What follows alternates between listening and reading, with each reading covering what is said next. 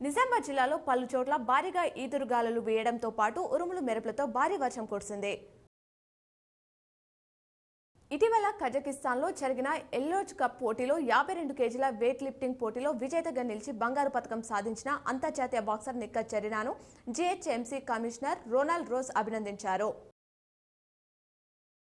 Banswada municipal commissioner అలీంను suspend చేస్తూ CDMA Divya ఉత్తర్వులు జారీ చేశారు. నేటి నుంచి దాస్ నగర్లో ఉన్న నవ్యభారతి గ్లోబల్ స్కూళ్లలో జాతీయ స్థాయి క్యారం పోటీలు నిర్వహిస్తున్నట్లు నిర్వాహకులు సంతోష్ కుమార్ తెలిపారు. ఉమ్మడి జిల్లాలో ఘనంగా శ్రీ లక్ష్మీ నరసింహస్వామి జయంతి వేడుకలు నిర్వహించారు.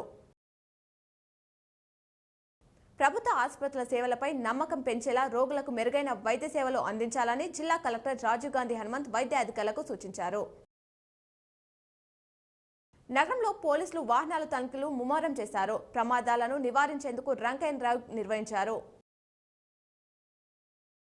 జగిత్యాల జిల్లాలోని కొండగట్టు అంజన్న ఆలయాన్ని సందర్శించిన మాజీ మంత్రి హరీష్ రావు ప్రత్యేక పూజలు నిర్వహించారు.